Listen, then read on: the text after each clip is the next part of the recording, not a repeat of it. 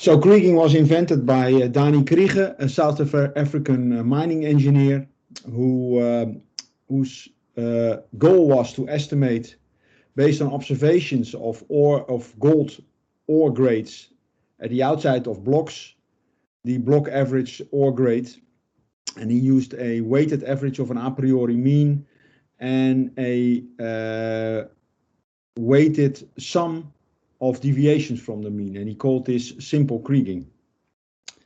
Or actually, it was called by Georges Matron, a French statistician. Later, it was called kriging after Dani Kriege.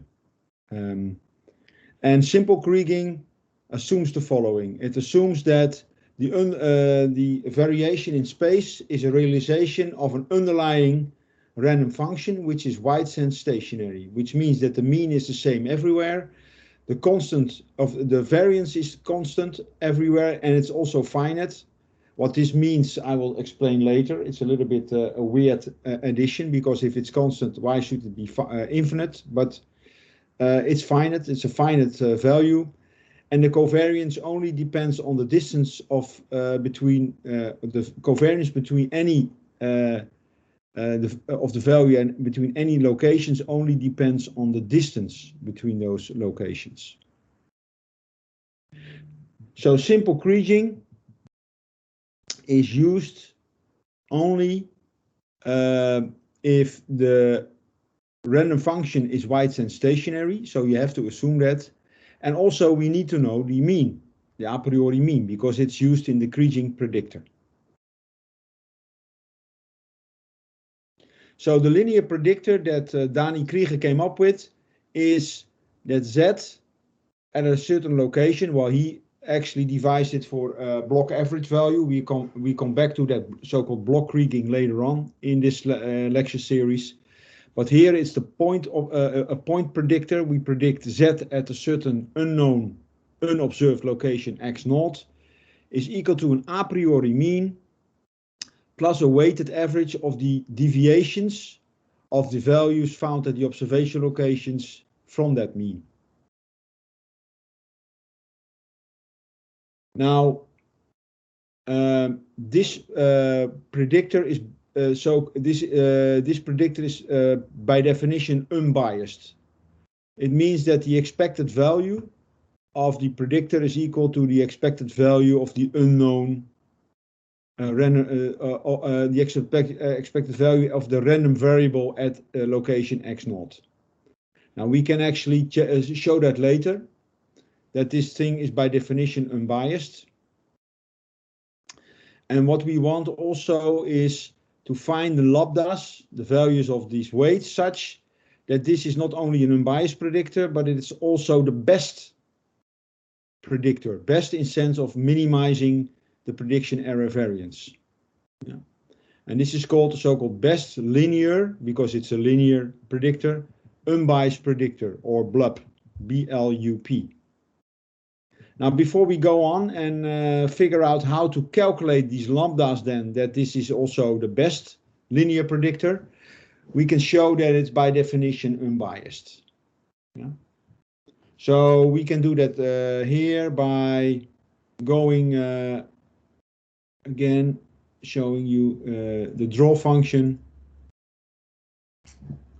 So let's look. So we have to prove that the expected value of Z is per definition equal to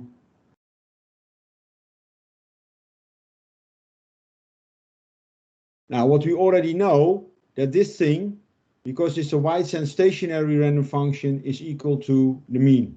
Yeah, that doesn't change in space. So we have to prove then that this is equal to the mean. So let's insert the predictor. So that is the mean plus 1 over n, plus the sum I is 1 to n lambda I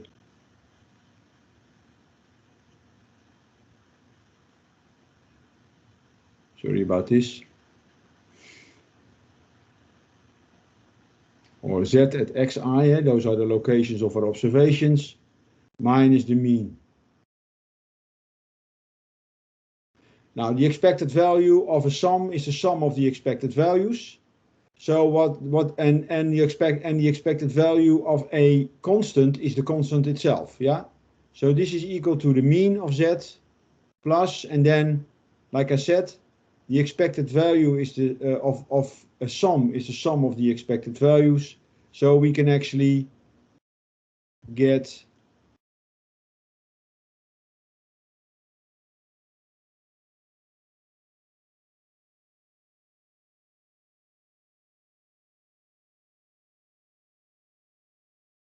do it like this.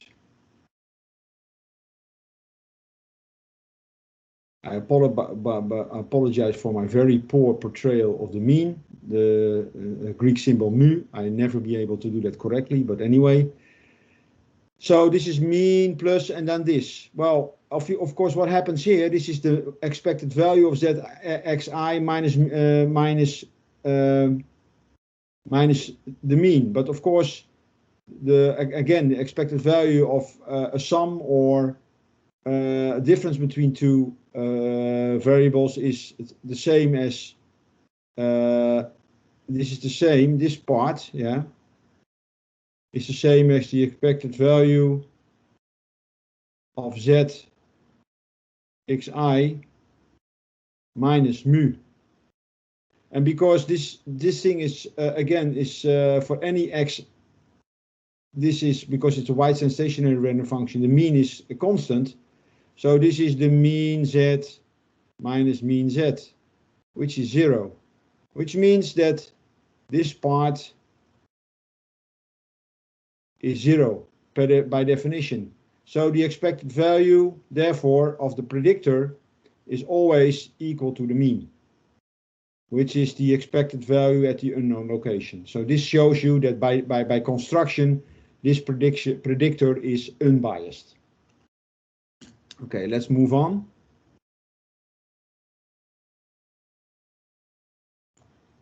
And go to the next slide. So now the idea is how to find these weights such that it's also the best predictor. And to show how kriging works in practice, step by step, what we will do is we will take two examples. One is the Walker Lake dataset, which is actually what you're going to duplicate later on using the R software, but also do some more sophisticated stuff with it. So this is the Walker Lake dataset. And then we use this very trivial example with 3 observation locations, x1, x2, x3, which are with values 3, 7, and 14. And then this location where we want to do the prediction.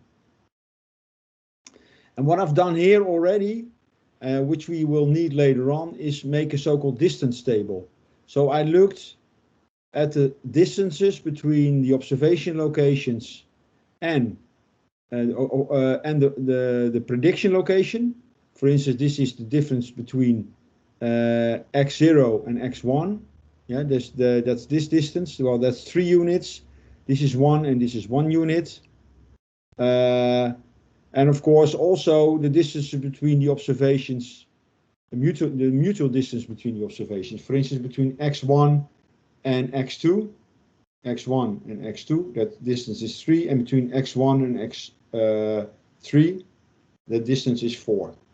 And because, of course, this is by definition a symmetrical matrix, right?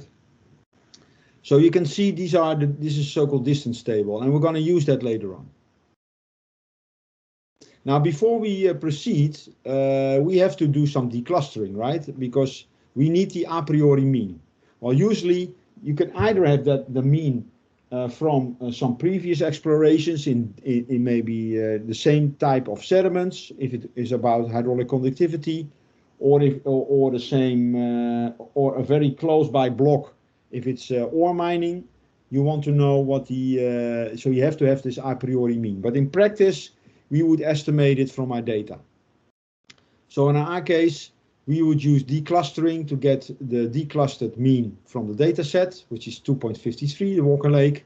And from a trivial example, if you do a polygon declustering, you end up with an a priori mean of 7.1. Okay.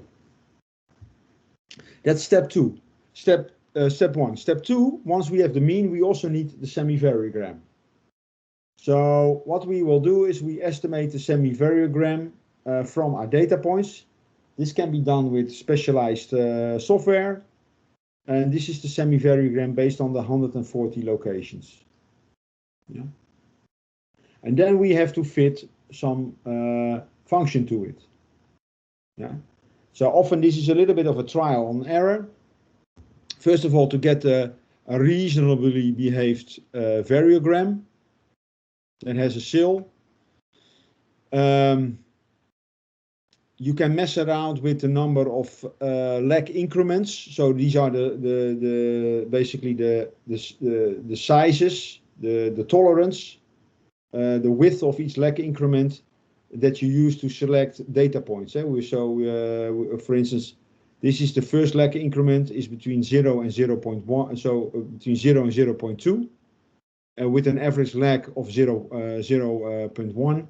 You're basically selecting all the point pairs that have that difference, that are that distance apart. You calculate the difference between those pairs of points, square them, add them up, and divide by 1 over 2 times the number of points you find in this distance class. Yeah.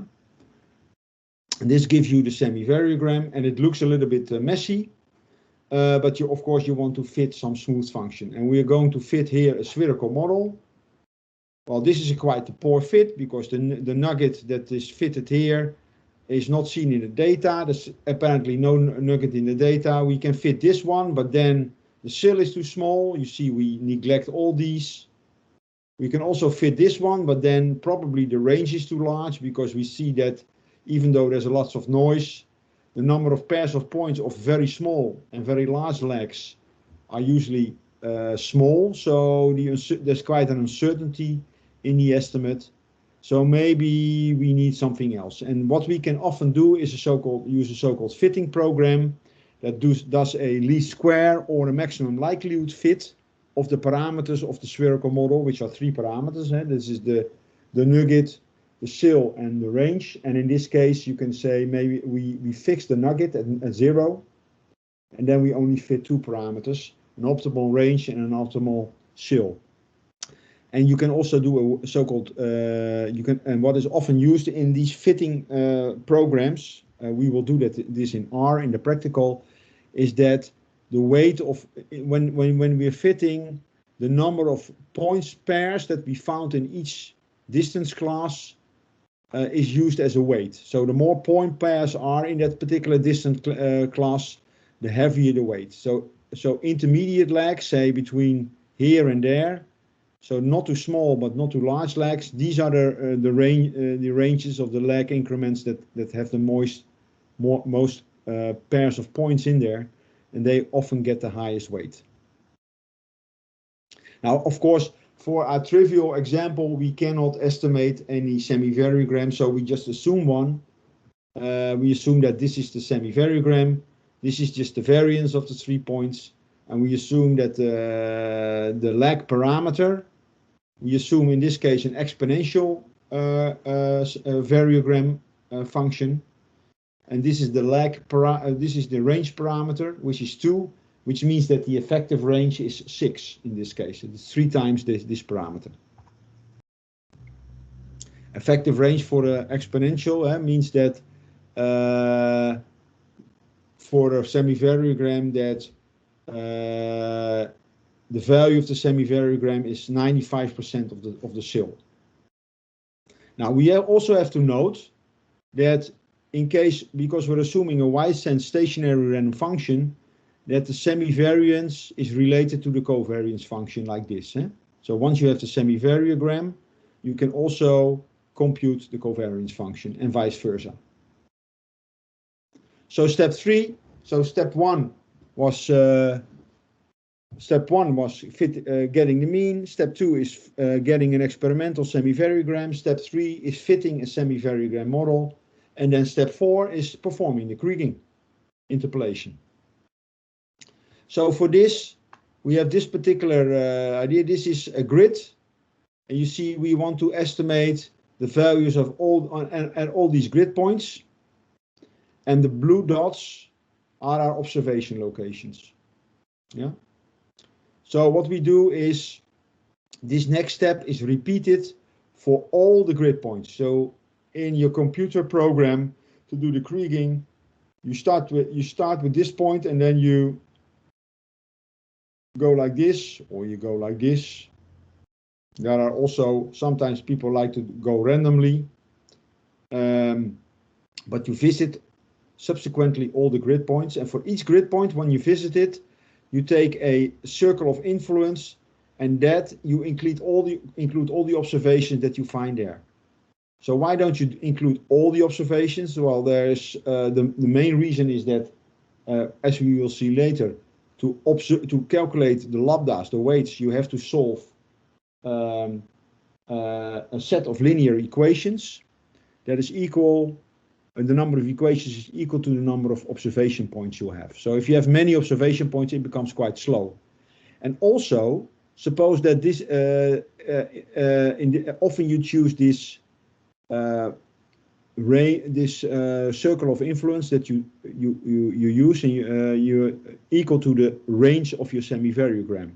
And because all the points outside the range, they don't say anything about the value where you want to predict, because there's no correlation anymore, no spatial correlation anymore between those observation points and the location where you want to predict. So the practice is that you use a so-called search radius, and you select all or a subset of the points that are inside the search radius to do your prediction at the center of that circle. So suppose we want to do a prediction here. How do we go about it? Well, to do that, to find the optimal weights, you solve the so-called normal equations for the simple kriging system. And these normal equations look like this. It's the sum of the lambdas times the covariance between the observation locations, and that whole sum is equal to the covariance between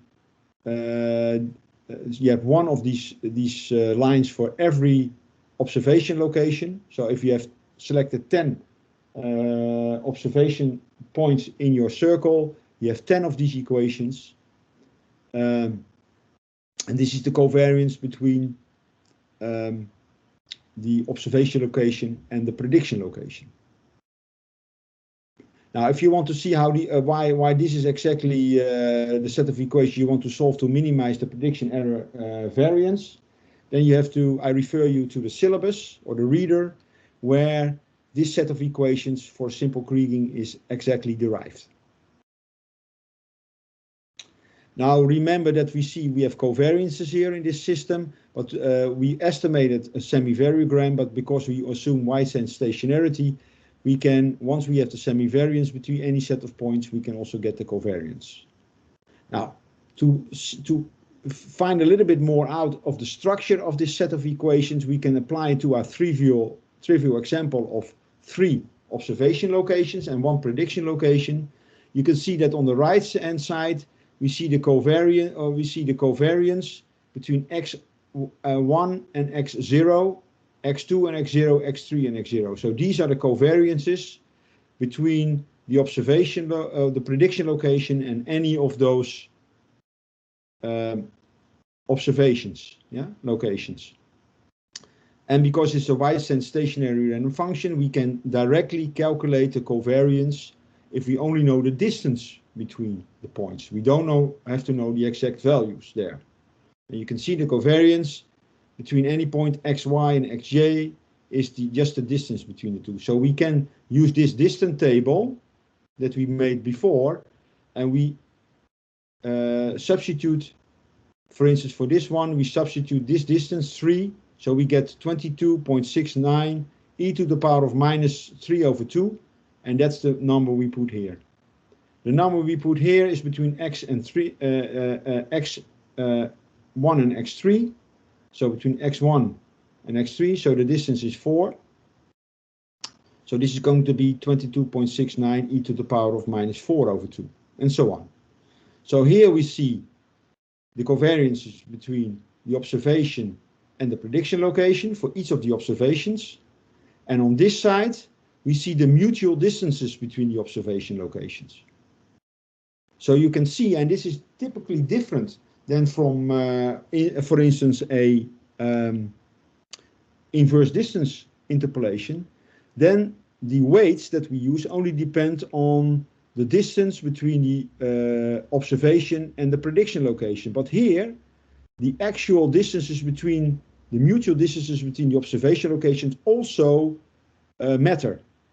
And this means that we can, and why is that an advantage? Well, what kriging does is actually, it accounts for the clustering of these observations. So if there's data redundancy, if, for instance, x1 and x2 are very close together, they get a lower weight, even though they get a lower weight than, for instance, a location x3 that may be more on its own.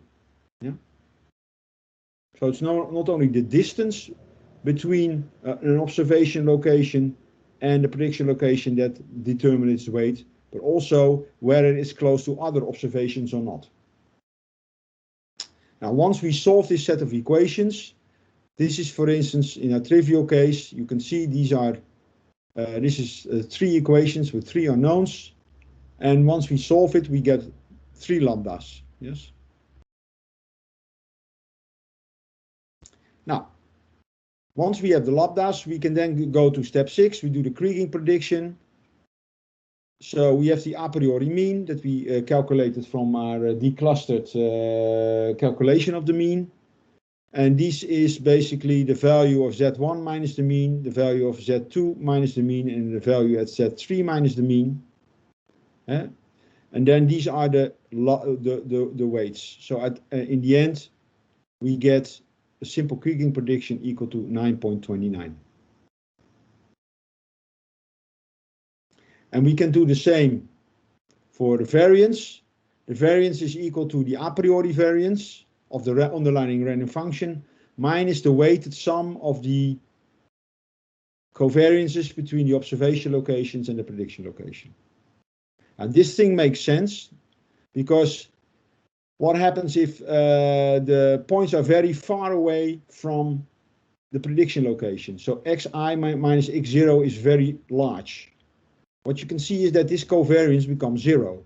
So what happens is actually that the weight of each location becomes 1 over n, in this case 1 over 3, because we only have 3 observations, and the predictor becomes the a priori mean, mu. This also means that the prediction area, if you predict a location with its a priori mean, then of course the prediction error is going to be equal to the variance, because you get the variance of z minus its mean. So that's basically that's the variance. Of course, when the observation locations are very close to the if the observations are very close to the prediction location, then this is a large value, and then this one becomes much smaller, and therefore your prediction error variance is also small. And of course, in case xi is equal to x0, then this thing, then the lambda for that particular location gets a weight of 1. All the other lambdas become 0. This is equal to the variance then, and then you can see that the variance of the prediction error is going to be exactly 0. So this thing does exactly what it needs to do. Then if we apply this to our trivial case, we get this is the a priori variance minus lambda 1 times the covariance between x1 and x0. This should all be minus, by the way. This is an area minus this one, and we end up with 12.11. Okay. So this should be a minus, and this should be a minus. Sorry for this error.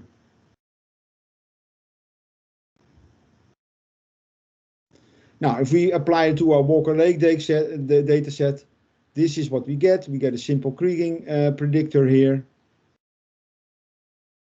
And of course, this is the simple kriging variance. And you see wherever there's an observation, the variance becomes 0.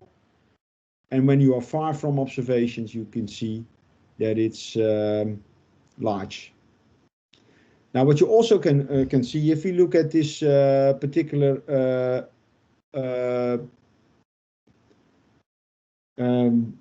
formula for the prediction error variance, that only the location of the observations is in there, not the actual values. And that's actually quite powerful, because if only the and that is of course due to the fact that we assume that it's a wide-stand stationary random function that is underlying our reality, then with this assumption we can easily add, say, fake observations or propose new observations in certain areas, for instance here or there, and see what the impact is on the overall prediction error variance. So we can use the kriging to optimize the additional sampling, because it only depends on the observations. Now, this is typically also, we're going to do in our practical, and everything is basically more or less automatic. But in the exam, it could still be that you get an exercise like this. For instance, this is a typical exercise from an exam that I would like to show you how this is worked out. I consider the following isotropic semivariogram of a random function. This is semivariance. Yeah. The random function has a constant mean, so we know the mean. Observations have been made at these locations, Z11, and the observation is 14. Z44, observation is 3. Use simple kriging to predict, so we assume that it's, if we can use simple kriging, we have to assume that it's wide-stand stationary to predict the value of Z at location 2.3. And also estimate the prediction error variance. And then if we assume that Z is multivariate Gaussian, provide the 95% prediction interval. So let's see how this works quickly. So this is how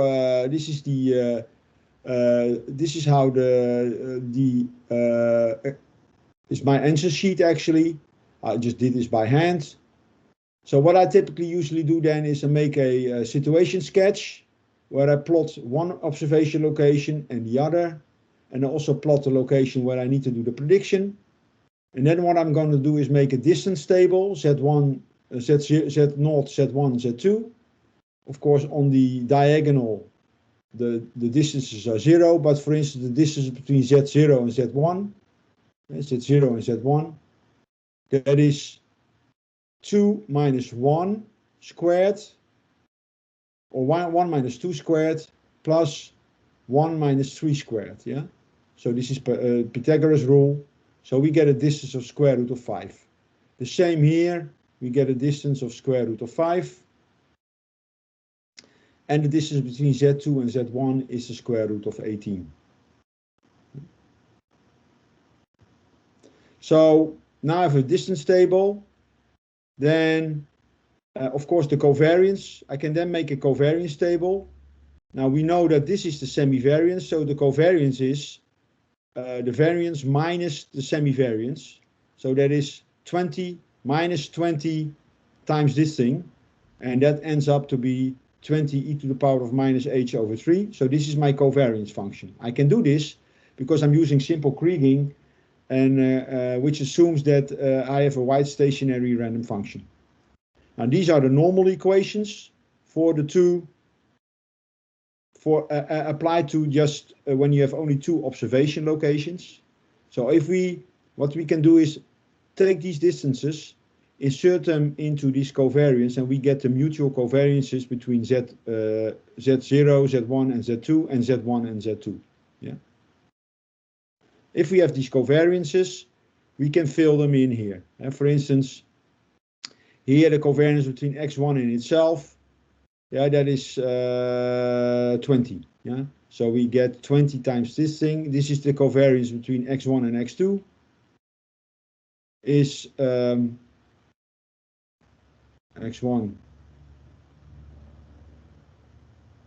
and x2 is 4.862, and so on. Yeah.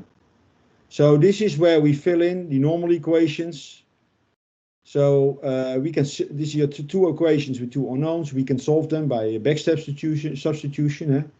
So we can isolate L lambda 1 here by taking this to the other side and dividing by 20. We get lambda 1.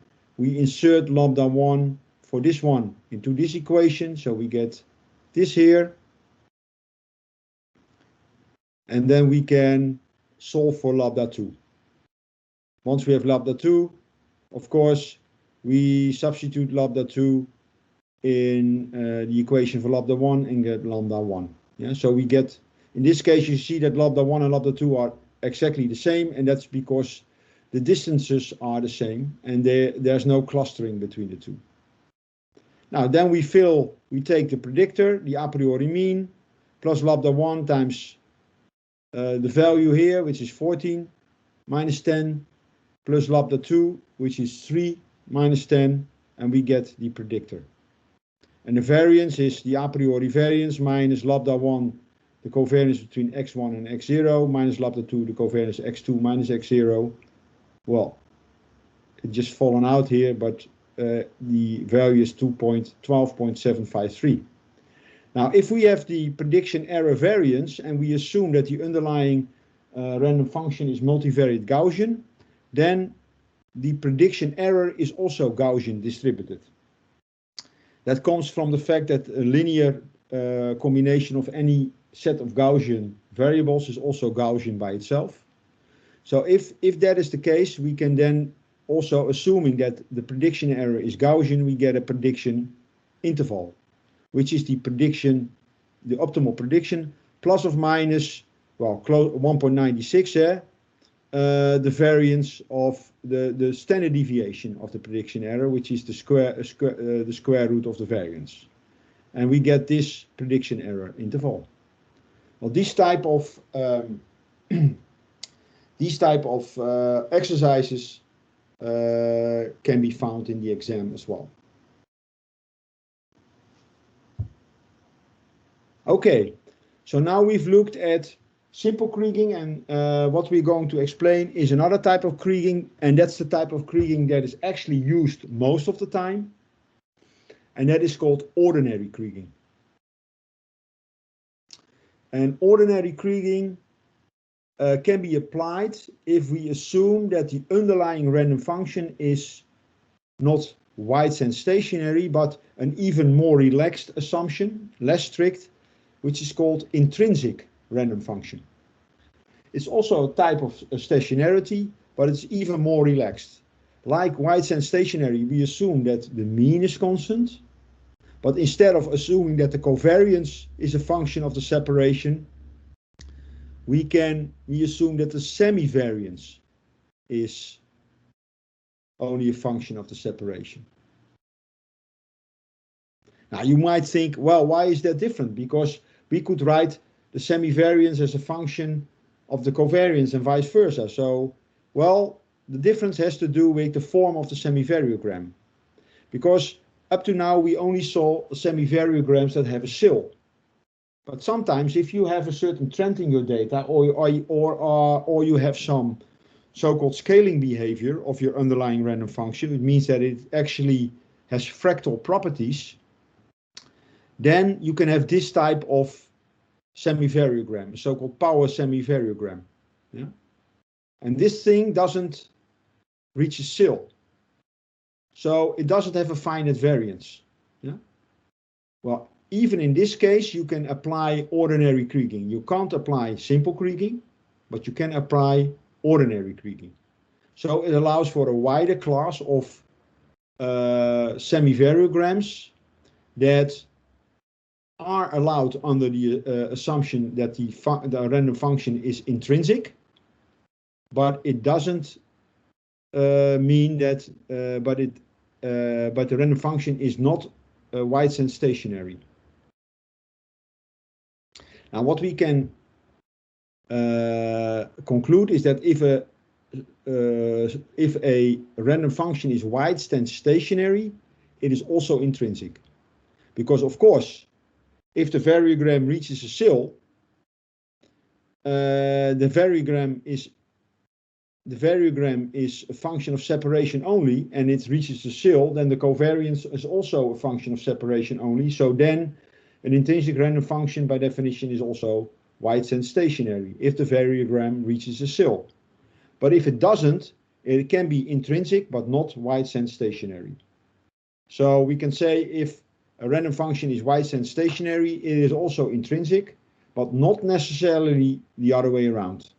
An intrinsic random function is only wide sense stationary if the variogram reaches a sill. Now, when do you apply ordinary kriging? Well, you apply ordinary kriging if you assume that the underlying random function is intrinsic, or even in case you have a wide sense stationary random function. So the variogram, you know that the variogram reaches a sill, but you do not know the mean. And this is actually not a bad assumption, because it's very difficult to assume that you know the mean exactly. And like we said in our previous simple kriging, what we did is we estimated the mean from the data. So there is actually an estimation error. So the mean is not exactly known. We assumed it was, but in reality it rarely is. So in reality, often you use ordinary kriging, because you never know the mean in advance. Yeah. Now, ordinary kriging, how does it work? Well, the ordinary kriging predictor is much simpler. It's actually nothing more than a weighted average of the observations, and the weights are chosen such that the predictor is unbiased and that it has the smallest prediction error, and this is again a best linear unbiased predictor. Yeah. It's the best linear unbiased predictor if the mean is not known. This is what the type of lambdas we're going to find out. Now, before we go there, we have to make sure that the lambda have certain values to make sure that this thing is unbiased. And for this we go again outside. We just see if we can find a new slide, and we want to see again, we want to assure that this is an unbiased predictor. So we want to make sure that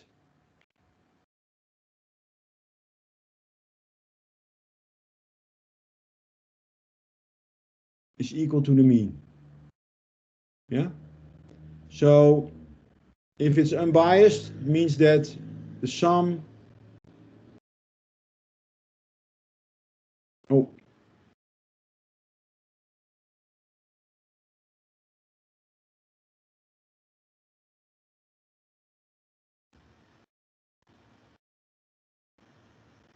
So what is that? Well, of course, we know that this is equal to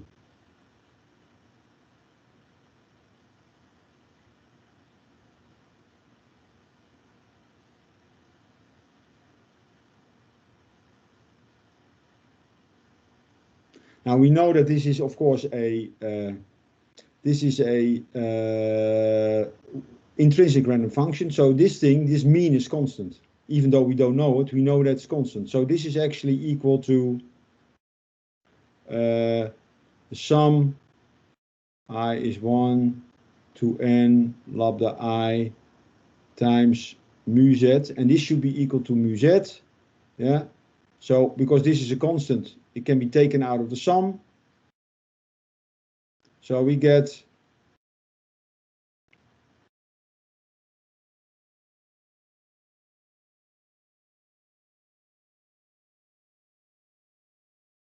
so dividing both sides by the mean, we get actually this condition.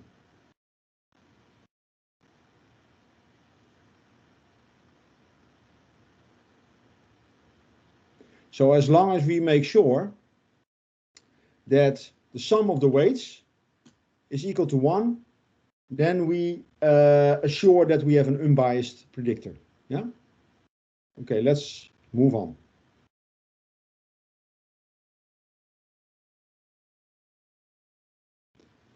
So, how does ordinary kriging work step by step? Well, the first thing is we estimate the semivariograph, like before. We don't have to estimate the mean because we assume that we do not know the mean in advance. Then we fit a semivariograph model, though these two steps are exactly the same as with simple kriging. This also, we select observations with a certain search radius, and we repeat that for all the grid points that we want to visit and predict the unknown value. And then we have to solve the following set of equations. You can see they're a little bit different. First of all, instead of the covariances, we have the semivariograms between the observations and between the observation and the prediction location. We have to add the condition that the sum of the lambdas is equal to 1. So what we have is a so-called constraint optimization problem. Yeah? And this a mathematical trick to make this in a unconstrained minimization problem is basically because what happens is if we is adding a so-called Lagrange multiplier. That's a trick, because otherwise we would have n plus 1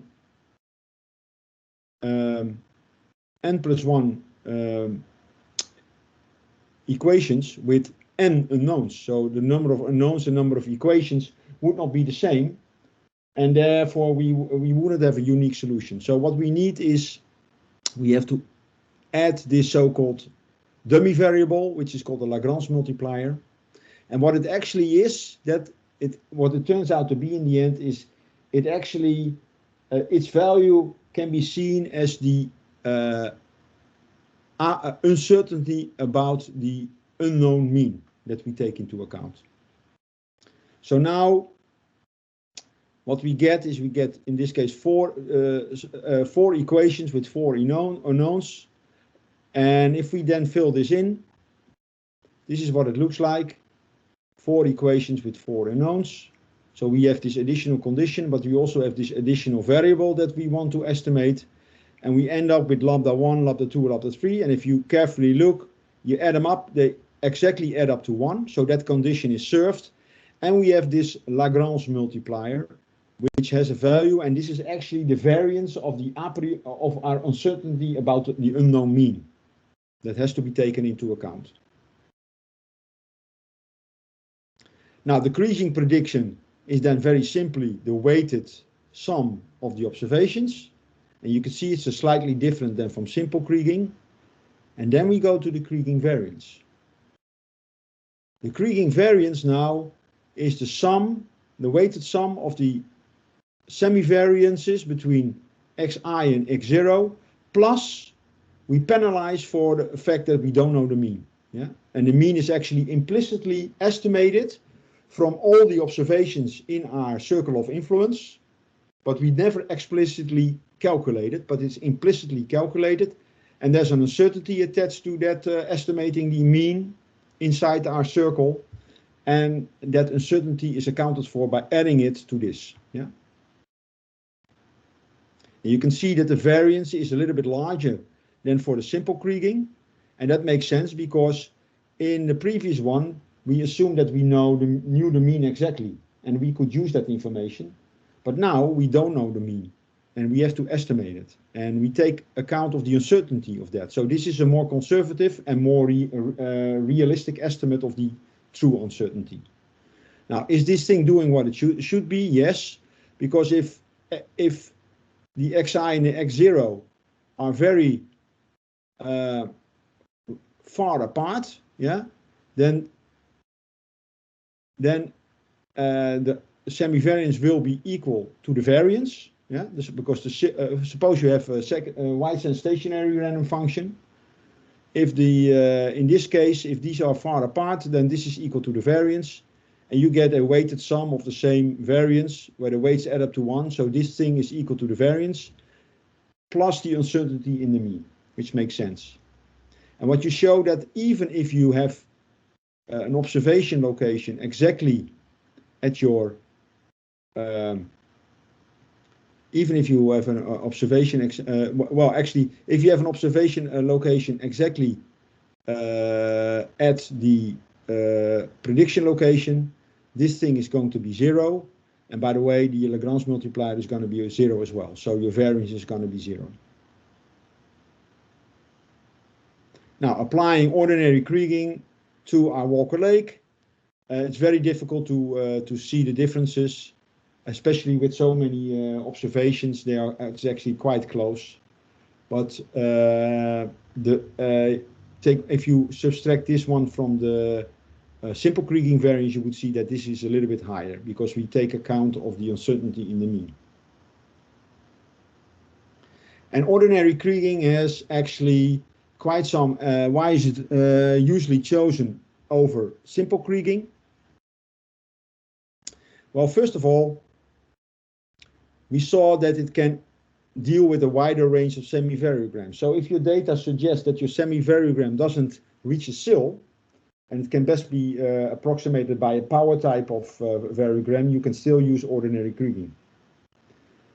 Secondly, it's more conservative in its uncertainty estimates because it includes the uncertainty about the mean, and because in reality we hardly know the mean. Yeah.